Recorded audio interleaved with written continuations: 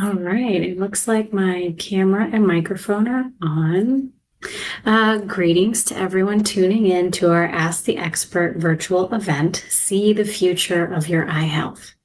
Thank you for joining us. I am Dr. Kathleen Petro, a comprehensive ophthalmologist and cataract surgeon here at the Cleveland Clinic Cole Eye Institute, and I'll be moderating tonight's session. Joining me today are two of my colleagues, also eye specialists here at Cole Eye. Dr. Timothy Grossell, a comprehensive ophthalmologist and cataract surgeon, and Dr. Danny Mamo, a retina, vitreous, and uveitis specialist. I appreciate your time, and I'm very excited to have you both here today. We look forward to answering a broad range of your burning questions about the eye, vision, surgeries, and more. But before we get started, I'd like to take a moment for each of us to introduce ourselves and share a bit about our practices. Like I said, I'm Dr. Petro. I've been a practicing ophthalmologist and cataract surgeon in the Cleveland area for the last 6 years, plus 3 years in residency before that, and I've performed several thousand cataract surgeries. I attended Case Western Reserve Medical School here in Cleveland, trained in ophthalmology at the Exalted Emory Eye Center in Atlanta, Georgia, and eventually returned to Cleveland to rejoin my husband and our 2 kids and dog. I love being an ophthalmologist because patients really value their vision, and helping to restore their vision is incredibly rewarding. Okay, so on to Dr. Grossell and Dr. Mamo. Dr. Grossell, why don't you start?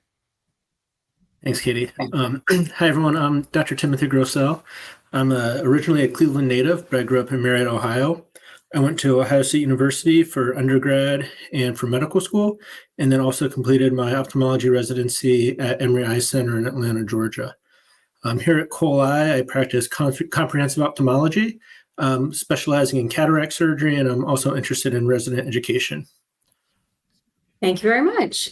Dr. Mamo, would you say a few words as well?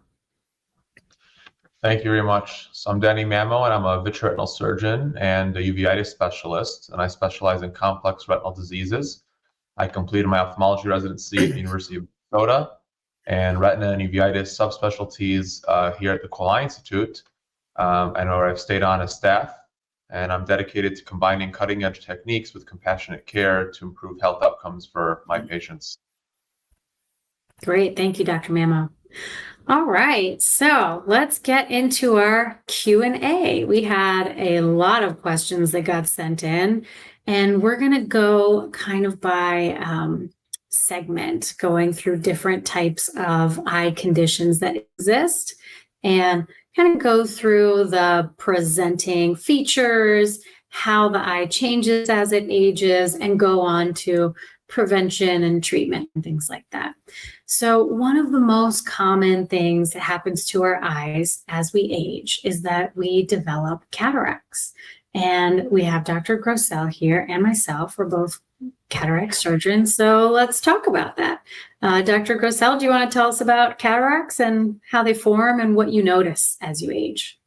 Sure. Yeah, I'd be happy to. So cataracts are really a natural process of aging. The older we get, the worse the cataracts get in the eyes, and it's a blurring or a clouding of the natural lens of the eye.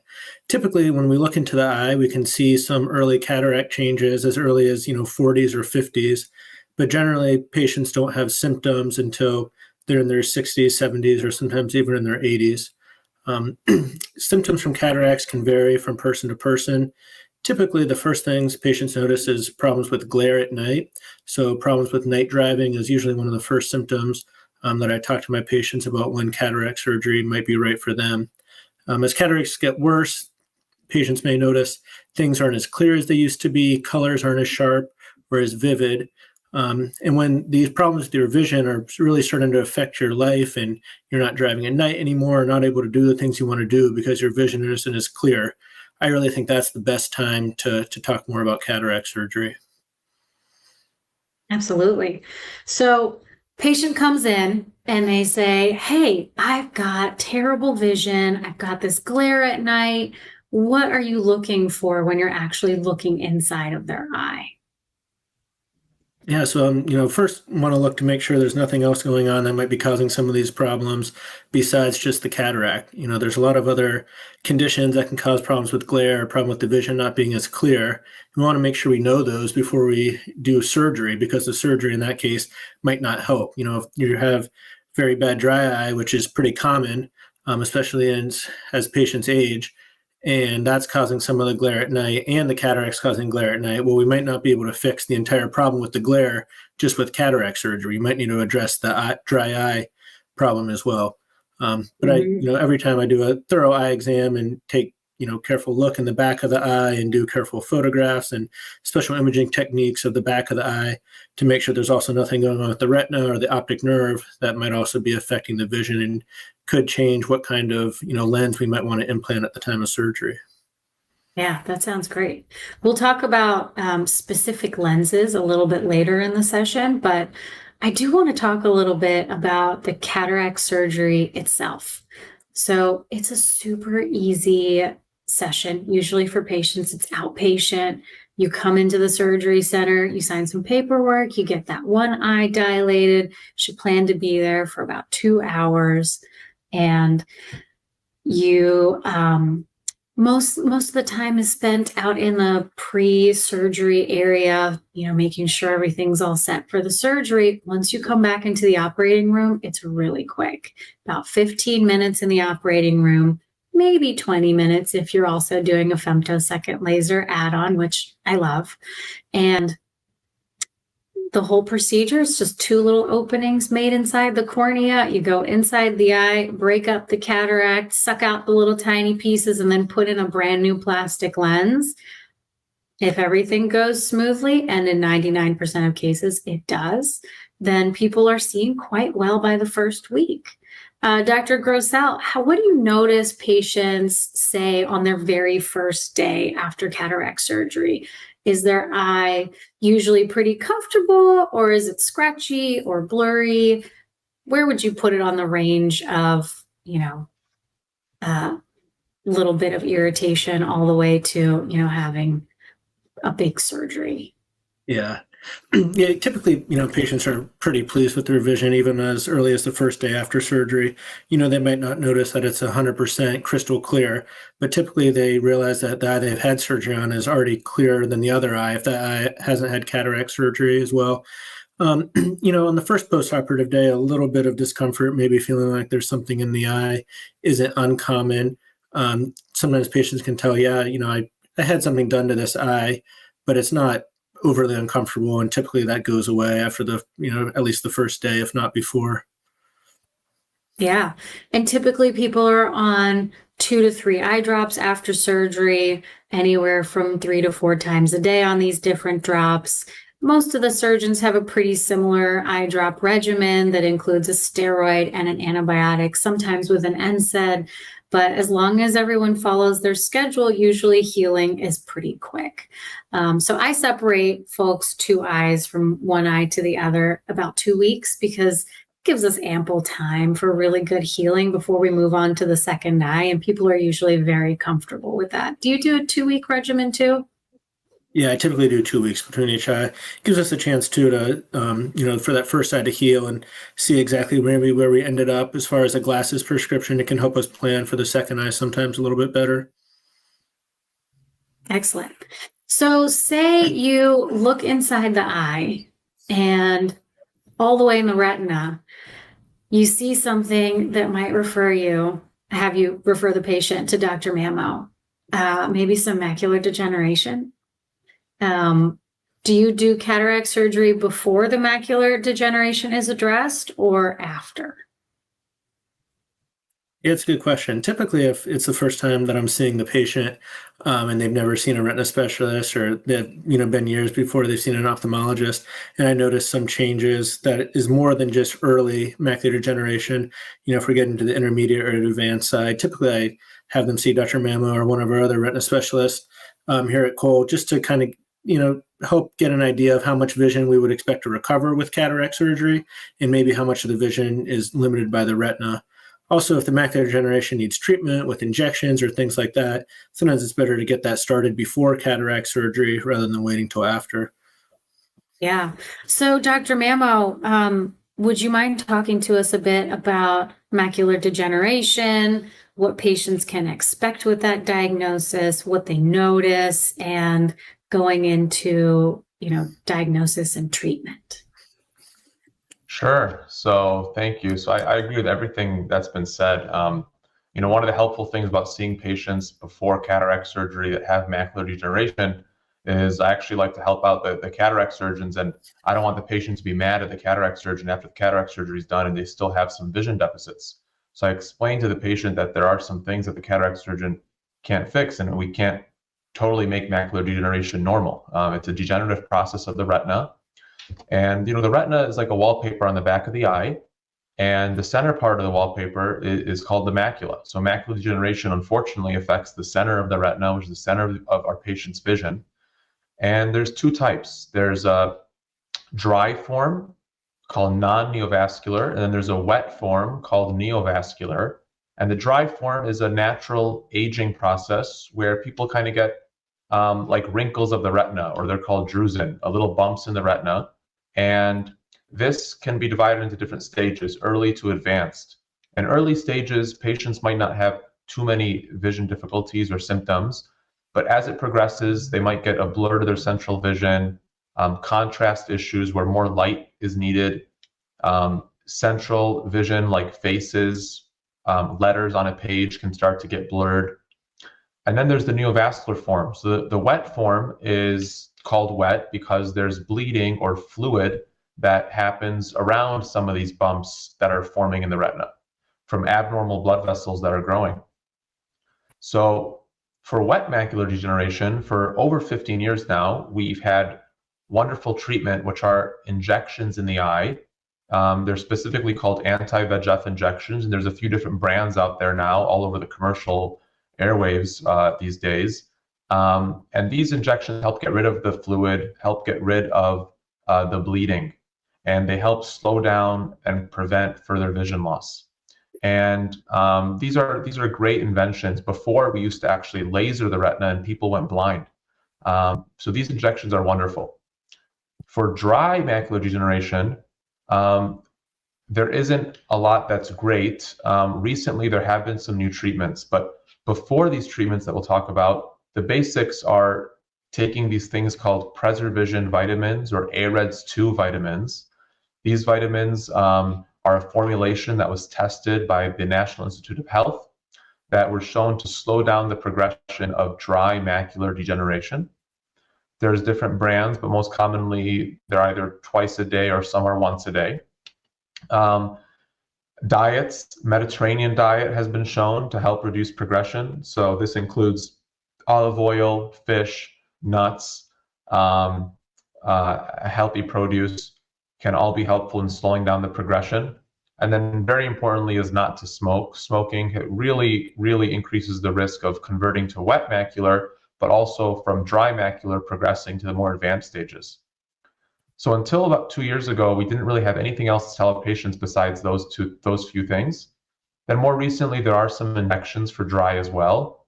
And it's a bit more of a nuanced discussion with patients because those injections just help slow down the disease a little bit. They don't bring back what's been lost. They don't stop progression, and they have their own sets of side effects. So it's a personal discussion with the patient and the doctor about whether they want to start medications or not. So can you ever completely lose your vision and go blackout from something like macular degeneration? That is an excellent question. And the easy answer is no. So patients don't go blackout, which is reassuring. They can lose a lot of central vision. So you can become very loss of independence, unfortunately, losing the ability to drive, losing the ability to write checks, things like that. But the good news is that peripheral vision is not affected by macular degeneration. So it's only a central vision loss. Yeah, very good. Thank you so much. When I see folks who have severe vision loss from macular degeneration, sometimes I'll refer them to the Cleveland Sight Center because they have lots of tools that are available for folks with low vision to help them navigate the world. Lots of things that magnify and light up and talking devices and things like that to help people navigate the world with low vision, because it can be very difficult. So that's just something I wanted to throw out there. But let's talk about another subject, glaucoma, which can cause the vision to go completely blackout blind. Dr. Grossell, tell us a little bit about why glaucoma happens and what a patient can expect when they've been diagnosed. Yeah, so glaucoma is a pretty broad disease category that has a lot of sub diseases, but the main form of glaucoma is what we call primary open angle glaucoma. And all glaucomas are essentially a disease of the optic nerve. So the optic nerve is the cable that goes from the eye to the brain that carries the visual information from the brain. And all forms of glaucoma have slow loss of the nerves of the neurons that make up the optic nerve, and result in a slow, gradual loss of peripheral vision. And typically this vision loss is slow, and patients don't really realize they're losing vision until it's too late, which is why it's really important to get annual eye exams, even if you're not having any issues, because early changes from glaucoma we can often detect either with just a dilated eye exam and sometimes doing some careful pictures or visual field testing as well. And then we can slow down the progression of vision loss. There's a lot of things that make vision loss from glaucoma happen more quickly, but the main one that we're able to treat is elevated pressure in the eye. So there's a number of different modalities of treatment to lower the pressure in the eye. We have multiple classes of medications with eye drops. We have some laser therapies or pulse light therapies that we're able to do in clinic, so we can lower the pressure without patients having to take a drop every day. And then we have a wide variety of surgeries we can do, some at the time of cataract surgery, some standalone surgeries. And that's one of where recently there's been a lot of advancements in glaucoma care, is more minimally invasive glaucoma surgeries and fewer surgeries that were done in the past that carry more risks. Yeah, absolutely. So glaucoma, I'd like to add, tends to be, it runs in families. If your mother and your grandmother's grandmother all had glaucoma and had significant vision loss, get in to get an eye appointment, because you are at high risk for developing glaucoma yourself. Another huge risk factor that I see is trauma. And this is the reason why I see a lot of left eye glaucomas, because most people are right-handed. When you're a kid getting into fights, right-handed fist hits that left eye, and then you end up with left eye glaucoma as an adult. And most people don't even remember these traumas because they seem so insignificant when you're younger. But over time, the trabecular meshwork, which is the drain of the eye, gets clogged up, and it can cause the pressures to rise and glaucoma to set in. And just like Dr. Grossell, I've seen a lot of folks who come in with advanced glaucoma, and it's heartbreaking, because just like very advanced macular degeneration, where you lose that central bit of tissue, when you lose optic nerve, it's gone forever. You can't bring it back. So that's a really important point that you made, is that people should come in and get checked, even if they're not specifically noticing a problem. Yeah. Do you want to talk a little bit about the specific MIGS procedure? Do you do any of the MIGS? I do one specific MIGS procedure. Do you do one? Yeah, I do some. Yes, there's a lot of MIGS procedures out there, and some have more evidence and some work better than others, especially in specific surgeons' hands. The one that I typically do the most of is what's called a goniotomy. So usually at the same time of cataract surgery, and I talk to my patients as if it's kind of a bonus add-on to cataract surgery. We know doing cataract surgery by itself typically does lower the eye pressure some, but if we're going to be in a surgery getting the cataract out, we might as well do a little bonus procedure as well. And what we do after cataract surgery is we remove a strip of tissue from the trabecular meshwork, and that's the drainage system on the inside part of the eye. And removing that tissue, it's kind of like unclogging the drain. So the water on the inside part of the eye flows a little bit better and the pressure in the eye goes down. I tend to have pretty good success with patients, at least if they're on a glaucoma medication prior to surgery. Afterwards, typically we don't need to use that glaucoma medication anymore. Or if they've never been on glaucoma drops, typically they don't have to start them after surgery. Is that what minimum invasive? Yeah, I do the same thing. I love a Yeah. goniotomy. It is just adds an extra maybe 3 or 4 minutes to your cataract surgery with usually a really good reduction in the intraocular pressure and treats that glaucoma. You can usually get people off of drops, maybe not all of their drops if they're on multiple, but maybe one of them. And that can really help to significantly reduce the drop burden. Another treatment that I really love to do is SLT, selective laser trabeculoplasty. It also targets that trabecular meshwork, but it's done in the office with a laser. And you don't need to get the eye opened up. There's no surgery. It's just done in the office with a special lens that helps to guide the microscope view and the laser light into the trabecular meshwork. And all you do is treat that trabecular meshwork with a series of lasers. It's usually painless, but sometimes people get a little pinch here and there. And that can really help to lower pressures long term and kind of gives us some insurance if folks maybe forget their drops or they tend to run out. It gives us a little bit of a long-term reduction.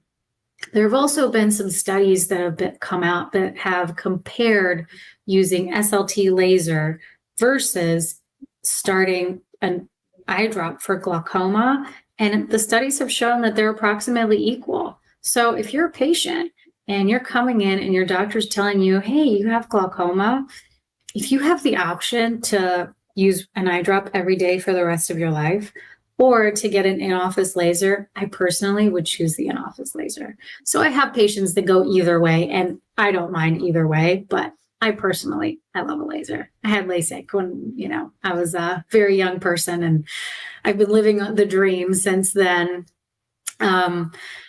So another thing that I wanted to discuss today, because diabetes is just rampant in our patients, in our society, and it seems to just be getting worse, is diabetes and the eye. Dr. Mamo, can you talk to us a little bit about how diabetes can affect the eye and what folks can expect if their diabetes is controlled or uncontrolled? Yeah, so, diabetes is on the rise, and, unfortunately, this disease can be like a silent killer.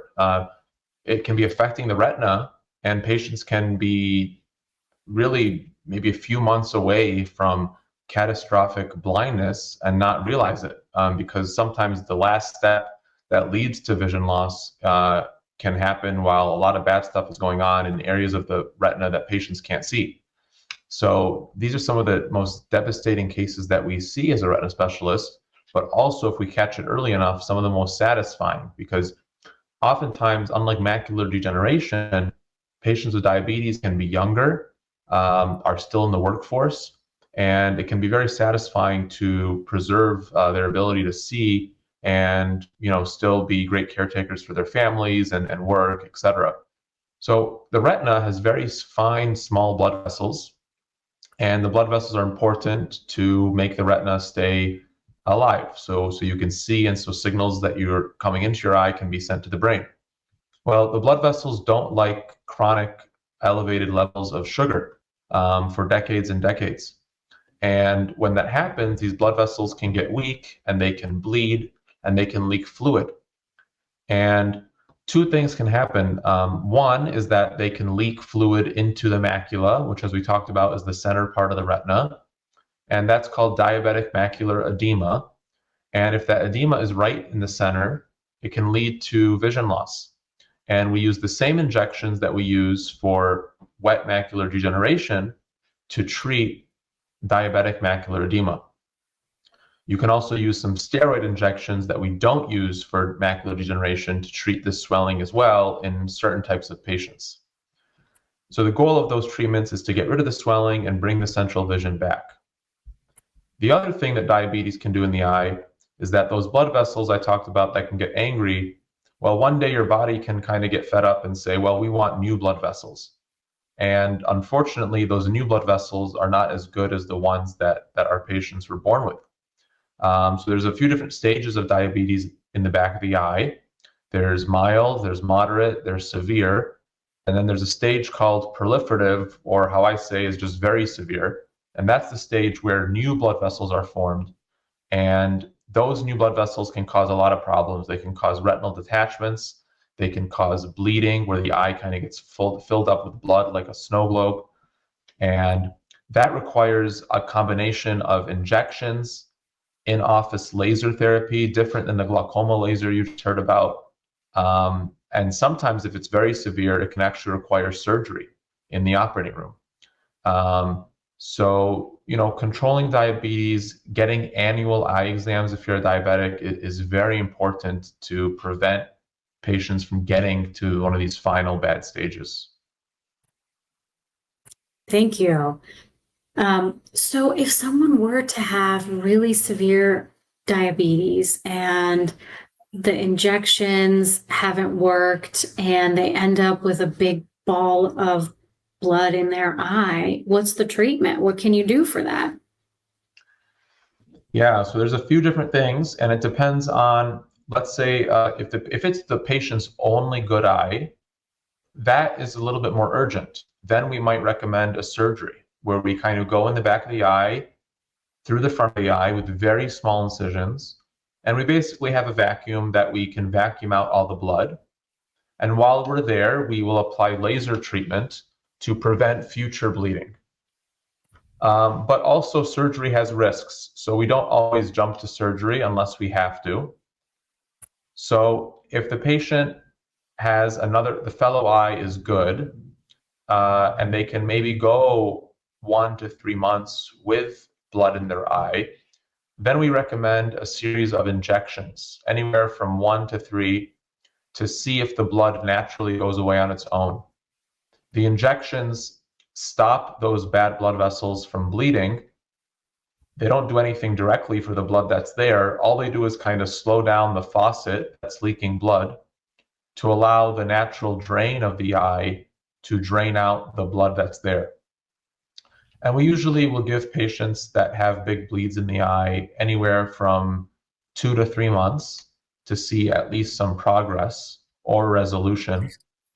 And if they have progress, great, we'll keep injecting them, and then we might add laser in clinic. But if the blood is not going away after a few months, we kind of assume that it won't go away at that point, and then we recommend surgery at that time. So after a vitrectomy, what can a patient expect? I've seen a lot of folks develop cataracts after a vitrectomy. And what is the healing process like? Yeah, so as I said, many of these patients are younger. So as you noted, they will still have their cataracts. They haven't had cataract surgery. So these patients, unfortunately, my surgery, which is called a vitrectomy can lead to cataracts to progress faster. And it can happen anywhere between 6 months to a few years out. Probably about 90% of patients within 2.5 years after vitrectomy will end up getting a cataract surgery. But our cataract surgeons like you two are excellent. So I usually tell patients that's not that big of a deal because they're getting cataract surgery at some point in their life, and they'll just have to get it a little bit earlier. In terms of their vision, by definition, these patients bled already. So we do a lot of laser in the periphery of the retina to prevent future bleeds. So sometimes patients might have a little loss of peripheral vision, which we do on purpose to sacrifice the periphery to save the central vision. And sometimes patients might still get that first problem I talked about, which is swelling in the macula after surgery. And for that problem, you still need injections to treat that problem. So every patient's different in how good their vision might be after a surgery like that. Beautiful. I really loved your description of neovascularization with the angry blood vessels. I feel like your description was absolutely perfect. So yeah, we see a lot of post-vitrectomy cataracts or cataract patients, and the way that I approach these surgeries is just a little bit different than the standard one.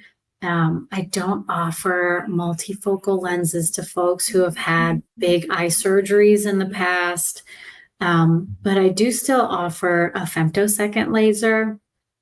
And the reason why I do that is that when someone's had a vitrectomy or they've had their eye manipulated in some way, sometimes the little supporting structures around the lens can become weakened. And if you have weakness of these zonules, they're like little springs that hold up, if you imagine a trampoline holding that lens in place, if those become weakened, then the surgery itself can become more difficult. Opening up the little bag that the cataract sits inside of can become a little bit more hairy. We have a beautiful machine called a femtosecond laser. It opens up that capsule, opens up the bag, and it breaks up the cataract. So if you have a very dense cataract or a very difficult cataract, it kind of breaks it up into little smaller pieces that makes it much easier and simpler to remove. And another nice side effect of that is that we can also use that laser to reduce small amounts of astigmatism with these little corneal incisions. Really love that laser. Use it a lot, especially with my premium patients. So things like toric lenses that are for correcting astigmatism, and also multifocal lenses. Now, multifocal lenses, I have to be really careful about, because folks who have had a vitrectomy, who have diabetic retinopathy, who have macular degeneration, even who have significant dry eye, are not good candidates for these multifocal lenses, because they take a little bit of your image quality and sharpness away in order to give you that more full range of vision. And that's usually a small sacrifice for people. Some people are happy to say, you know what, I will give away some of the sharpness of my vision so that I can drive and read without having to put glasses on and off ever. Other folks are, unable to tolerate that little bit of loss of contrast sensitivity, or they get a little bit of glare and they really don't like it. So it's always a conversation with patients. Dr. Grossell, what have you noticed about these lens upgrades between the laser, the toric lenses, and multifocal lenses? Yeah, it's a great question. I think really the best thing is when you're going to get cataract surgery is really having a thoughtful discussion with your surgeon about what lens is right for you and your lifestyle and with your eye. I think specifically the toric lens, the ones that corrects astigmatism, I would recommend it to almost anyone that has astigmatism that would be correctable by that lens. It would just make you that much less reliant on glasses after surgery. Sometimes I even offer those to patients that have macular degeneration or have diabetic retinopathy, because they just want the best vision possible without glasses, realizing that the vision still isn't going to be clear as it was, 30 years ago, but that will give them the most crisp vision without glasses. As far as the multifocal lenses, I agree. It can sometimes be challenging for patients to decide. No one's ever asked you or asked their patients in their life, oh, how do you want to see? If you could have everything in the world, would you rather be able to see at all distances but have glare and halos and maybe not as sharp? Or would you rather see one distance very sharp but maybe need reading glasses for up close? So sometimes, patients don't know exactly what they want right then, and I encourage them to take some time to think about it, and we can always decide prior to surgery. I think a lot of times patients are most bothered by glare, especially with early cataracts. And sometimes I hesitate to put a specialty lens in that we know sometimes can cause glare for patients. So it's definitely a conversation that you want to have with your surgeon prior to cataract surgery to really pick the best lens for you. Yeah, there's also monovision, which is a really interesting option where one eye is set for distance vision and the other eye is set for near vision. And I tell folks, if you've done this before with a contact lens and you love it, and your brain has fully adapted to having one eye at distance and one eye at near, great, perfect. We're going to do it. You can have standard lenses, maybe a toric to give you that astigmatism correction, and you're going to be very happy. But I don't recommend doing that if you've never tried it before, with a permanent lens implant. So how permanent are these lenses, Dr. Grossell? That's a good question. So we hopefully only have to put the lens in once at the time of cataract surgery. We don't need to go back and remove it. Going back and removing a lens can be fairly challenging. Sometimes the support structure that holds the new lens in place can be damaged. So then the new lens would actually have to go into a slightly different location. So you really want to be thoughtful about the original lens that you pick, because it's not as easy as swooping out batteries and a TV remote. It's a big surgery that has a lot higher complication risk than cataract surgery by itself. Now, if you have cataract surgery and you pick the monofocal lens to see at one distance, and afterwards you have more of a residual glasses prescription than you'd like, well, sometimes we can do a touch-up laser, kind of like basically a LASIK surgery after cataract surgery, to reduce some of the reliance on glasses. But if you do a multifocal lens and you're really bothered by glare and halos or by the decreased contrast, that would usually require taking out the lens and putting in a different one, which can be a little more complicated. Absolutely. Dr. Mamo, do you do a lot of sutured IOLs? Yeah, so unfortunately, we're seeing cataract surgery has been around for a little bit long now, so we are seeing, after decades of having these lenses in patients' eyes, that sometimes these lenses will fall. It's not so much that the lens is going bad, but it's that the support structure that's keeping the lens in place is aging, just like the rest of your body is aging. And sometimes the support structure can be too weak and the lens might fall into the back of the eye or just move out of place a little bit. And patients might see a bit of a shadow where half of the vision is clear and half is not clear if it's just moved out of the way. If the lens is totally fallen in the back, the patient's whole vision will be blurry. You really need a lens to see well. So that's when I come in the picture, and I'll do a vitrectomy, which kind of takes out all the gel that's in the back of the eye. The gel in your eye, it's really only there when you're a child for developmental purposes. You don't really need it. So when I take it out, it doesn't have to regrow. The eye just fills up with its natural fluid. And then I take the lens out usually. And then I usually will insert a new lens. And as Dr. Grossell mentioned, usually into a new place. And because the supporting structure is not there anymore, which is like a bag that the lens was put into, I have to suture the lens to the wall of the eye so it doesn't move ever again. And yeah, that's a relatively common surgery for a retina specialist these days. I have one tomorrow that I'm going to do. So it's a common surgery. It's unfortunate when it happens, but it's just that patients are living longer and longer and longer with modern medicine. So some of these lenses are starting to fall. But it is a fixable problem, and patients do very well afterwards. Thank you. Yes. So I'm glad you're not seeing those too often, hopefully, because it does seem like a difficult thing to go through, having to go through cataract surgery more than once. But most patients don't ever need to have any interventions other than maybe a touch-up laser a couple years after their cataract surgery. That bag that I had mentioned that holds the cataract originally, when you take out the cataract, you put that brand new lens in, the bag that is holding that lens in place can become clouded over time because of the natural healing process. You just grow some little cells across the back. And we have a quick in-office laser called a YAG that helps to open up that bag and restore the clarity.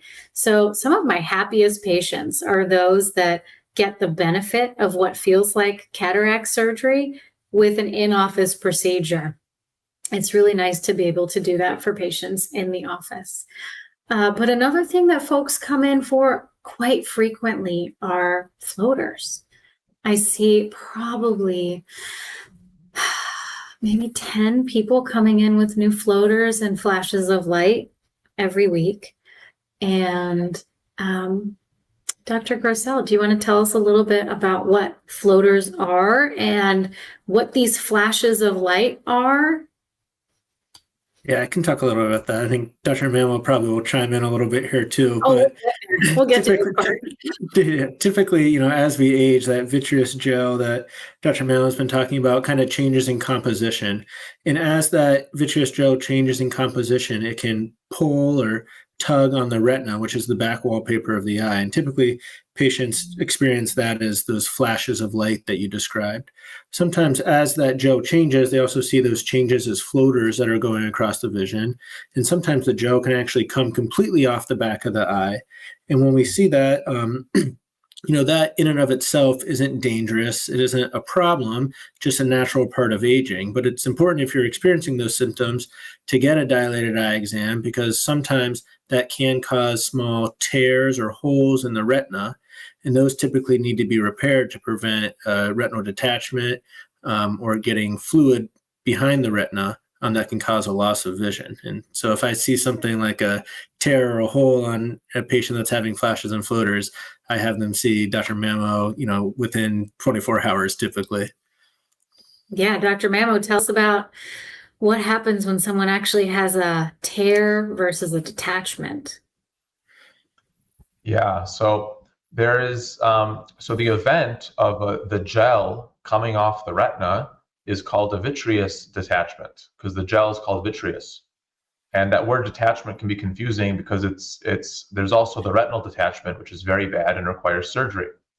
So the vitreous detachment is just when the gel comes off, and for most people it doesn't cause any problems except some floaters. But for some people, the gel will tug too hard on the retina as it's coming off, and then it might tear the retina. And a tear in the retina we want to catch soon. Symptoms of that might be new floaters or flashes, because the flash is kind of like when the gel is tugging on the retina releases these little stress signals kind of, and you get these flashing lights. The way we fix that is in clinic, we laser around the tear. It's kind of like spot welding, and we basically seal the tear so no fluid that's in the eye can get behind the tear and push the wallpaper off the wall. If that happens, that's called a retinal detachment, when the wallpaper comes off the wall. And a retinal detachment, unfortunately, requires a surgery to fix. And that's a very blinding condition if it doesn't get fixed. The retina has to be on the wall for it to work. And surgery for that is usually done pretty soon after diagnosis. Usually patients recover good vision, but it matters how bad the retinal detachment was for whether the vision gets back to normal. Oftentimes it might not get back to completely normal, but it can be much improved from when we first see the patient. But definitely ideal to identify retinal tears as soon as possible, because if we laser them, we can prevent them from becoming detachments. Absolutely. Yes, and thank you. So it's really rare to get a retinal tear or detachment if you have flashes and floaters, but just like Doctors Grossell and Mamo said, really important to go in and get checked if you're having those symptoms, because you never know if you're going to be one of that 5% who needs some sort of intervention. Another topic that I really wanted to talk about tonight is dry eye, because unlike retinal detachments, which are rare, dry eye is extremely common and affects, I would say 90% of people over the age of 50 or 60, whether they feel it or have visual symptoms from it. Dr. Grossell, would you talk to us a little bit about dry eye? Yeah, I'd be happy to. Dry eye is, like you mentioned, is very, very common and can be very frustrating for patients and doctors alike. There's a lot of different treatments out there for dry eye, but unfortunately, not all of them work for all of our patients. So a lot of times it's a lot of trial and error finding what works best for patients. The symptoms of dry eye, sometimes it's just that, the eyes feel dry, but oftentimes it feels like itching, burning, or stinging can all be signs of dry eye. And actually the eye watering can also be the sign of dry eye. So if your eyes are dry, your body tries to compensate for that by making more tears, but typically those tears aren't great quality. So instead of staying on the eye and keeping the eye moist, they instead run down your cheek, and that causes problems as well. A mainstay of treatment for my patients with dry eye is using artificial teardrops. Particularly, I prefer the preservative-free type of artificial teardrops, especially if you're using them frequently during the day. If you're using regular teardrops that have preservatives in them, sometimes you can develop an allergy to the preservative that can also cause the eye to be uncomfortable. But in addition to the preservative-free artificial tears, I also recommend addressing the eyelids. So the eyelids have small glands in them that secrete oil, and that oil mixes with the tears to prevent the tears from evaporating off the eye as quickly. And I would say the majority of my patients that have dry eye, they also have this dysfunction of the eyelids. So to get those glands working better and to change the oil from a butter consistency more to like a vegetable oil consistency, I recommend warm compresses as well as massaging the eyes, maybe with some baby shampoo to kind of help those oil glands in the eyelids secrete the oil a little bit better. And that's kind of a baseline treatment for everyone with dry eye. And then after that, if patients are still having problems, there's some prescription eye drops or sometimes even some therapies we can do in clinic to try to improve things.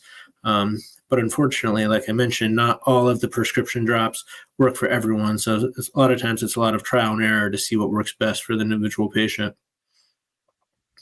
Absolutely. Thank you. So we did get a couple of questions also about really specific things like retinal issues in uveitis. And because Dr. Mamo, you are a uveitis specialist, I was wondering if you could talk to us about the presenting signs of uveitis and how that kind of red eye is different from a conjunctivitis type of red eye. Yeah, so uveitis, I tell my patients, is kind of a broad term. Uveitis stands for inflammation of the eye, and the uveitis can be in any part of the eye. It can be in the front of the eye, the middle of the eye, or the back of the eye, or in all of those layers. And there's many, many, many different causes of uveitis. Uveitis is kind of like saying, I have cancer, but it's not as bad as cancer in most cases, but there's many, many different types of cancer, and they're all treated very differently.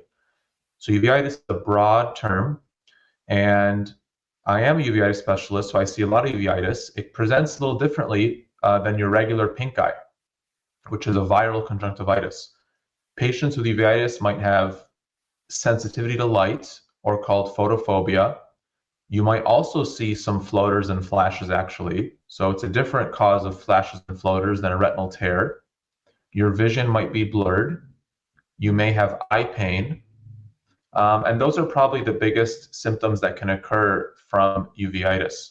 And uveitis can be due to infections, many of them, or non-infectious causes of inflammation, more autoimmune related things. For some reason, the body is attacking the eye, and it's leading to inflammation in one of those layers I talked about. So we either treat it by fighting the infection or by using steroids. And then if it requires long-term treatment, there are some other longer-term treatments we can use as well to treat uveitis, which is unfortunately a very blinding condition if it goes untreated. Great. Thank you so much. We also got a few questions about cornea degenerations, things like Fuchs dystrophy and MAP dot fingerprint dystrophy. Dr. Grossell, would you talk to us about the layers of the cornea and how these two things are different from one another? Yeah, yes, the cornea has several layers. There's the top layer of epithelial cells, and then there's a small layer called Bowman's membrane, and then there's the corneal stroma, which is the thicker middle portion of the cornea, and then the very bottom portion of the cornea is Descemet's membrane, which actually has pump cells on the endothelium there, which help keep the cornea dehydrated, so clear of liquid, and help keep the cornea clear. So things like Fuchs dystrophy, like you mentioned, that's a disease of the endothelial cells of the cornea, so the innermost layer of the cells. And those cells just typically aren't working as well, and there's not as many of them. And sometimes patients can notice some glare or the vision not being quite as clear. But if it gets to the point where maybe a surgery is indicated, then there's actually some new surgeries that are partial thickness corneal transplants that can just replace that layer of cells to help patients see more clearly. Now, something like MAP dot finger corneal dystrophy, that typically affects the more front part of the layers of the cornea. And so the treatment for that tends to be a little bit different as well. Yeah, so map dot fingerprint dystrophy does cause glare also. So I see a lot of folks who come in for cataracts, and I look at their eye and I say, you don't really have a lot of cataract, but you do have map dot fingerprint, or you've got Fuchs dystrophy, and both of these things cause glare. So a lot of it is a discussion with the patients about whether or not doing a procedure like cataract surgery is actually going to improve their symptoms or not, because we're always trying to help people and do no harm, right? Another condition that can really affect the corneas is something like HSV, keratitis, or shingles of the eye is another thing that can affect the cornea. How is that different from the other red eyes that you see, Dr. Grosal? Yeah, so those conditions can be very frustrating to treat, both as a physician and for the patient. But typically, those diseases have characteristic findings when we look at the cornea, especially if we do special dyes in the office. We can typically tell if someone's affected by one of those type of viruses, compared to red eye from the eye being extremely dry, or from a run-of-the-mill viral conjunctivitis or a bacterial conjunctivitis. So typically we're able to diagnose that in the office. Sometimes, not every patient presents like we read about in the textbook. So sometimes there's a little bit of a question of what exactly is going on. And in that case, sometimes we can take a swab of the front part of the eye, or sometimes even a sample of the fluid from the inside part of the eye, and run tests on that to help us figure out exactly what's going on, because the treatments would differ depending on what exactly is causing the red eye. Absolutely. Sorry, you were going to say something? Okay, didn't mean to interrupt. So, Dr. Mamo, are there any special conditions that you have treated in the last year that you think deserve a mention, like rare diseases or things that don't come up very frequently? I had a question about cone rod dystrophy, but I think that might be out of the scope of our discussion for tonight. Well, I will say that there are rare conditions that mimic age-related macular degeneration that are more genetic. So they run in families. I ask all my patients with macular degeneration about a family history. And some of these patients will get genetic testing on them. And it turns out they actually have, even though it looks just like age-related macular degeneration, it might not just be age-related. It might be genetic related for something that runs in their family. And this has become more relevant because, as I mentioned recently, there are the first ever potential treatments to slow down dry macular degeneration, the advanced form. And we're not sure if patients with a genetic cause have any benefit from these medications. So we have become a little bit more interested in diagnosing these conditions. In addition, there are more and more clinical trials at different institutions across the country that are now starting gene therapy trials for people that have genetic eye conditions. So we're becoming more interested in diagnosing them so treatments can become available to these patients. Does the Cleveland Clinic have its own clinical trials that you know of? There are some clinical trials for rare conditions like X-linked retinitis pigmentosa. Currently for inherited retinal diseases, that's the only one I know about. But there are always clinical trials for some more common diseases like macular degeneration, diabetic retinopathy. So it's always worth asking your physician if the Cole Eye Institute has a clinical trial that you can enroll in to have access to more cutting-edge treatment and contribute to science. Beautiful, thank you. Dr. Grosal, was there anything else that you wanted to touch on? I actually wanted to ask Dr. Mamo a question. So I oftentimes, kind of going back to the floaters, we'll see a patient that had not the retinal detachment, but the posterior vitreous detachment. And I see them and they don't have any retinal tears or holes, but then I see them back, in a few weeks, a month or so, just to make sure that nothing has changed in the interim. And oftentimes at that point, their floaters have dissipated or they're not quite as bothered by them. but there are a subset that are still, very much bothered by their floaters. And I was just wondering, Dr. Memo, as a retina specialist, is there anything that you tend to offer those patients, or what can we do for them? Yeah, so the more important point you made is that the vast majority of people will learn to cope or deal with the floaters that are developed when a vitreous detachment happens. It's kind of like when you walk into a room with a buzzing sound. The buzzing sound technically doesn't ever go away, but you learn to get used to it. Your mind is smart. Most patients' minds will do that for most floaters. However, there are a subset of patients, as you described, who are very bothered by floaters, even though it's been many months of watchful waiting. And for those patients, it's a conversation with them about whether the risks of a surgery to remove the floaters is worth it or not. There are complications to every surgery. Patients can develop retinal detachments afterwards. They can develop some scar tissue that can actually lead to blinding conditions. So the floaters will never blind a patient. The floaters are a nuisance perhaps, but they will never blind you. So if the floaters are bad enough that risking a surgery is worth it, then some providers do offer surgeries to remove these floaters. And sometimes these are our happiest patients. They're very happy when they're gone. But we don't really offer it to just everybody because most patients do get used to it. And there are also certain shapes of an eye, patients that are maybe very nearsighted or have certain abnormalities in the retina that might make them more prone to retinal detachment, that might make us not want to recommend surgery. We also talked about how my surgery does cause cataracts to form. So if a patient has not had cataract surgery, that's something else for them to think about. So it's a very nuanced discussion, but there are surgical options to treat them if they persist and are really affecting quality of life. I typically tell folks, just like you do, that the floaters will become less noticeable over time.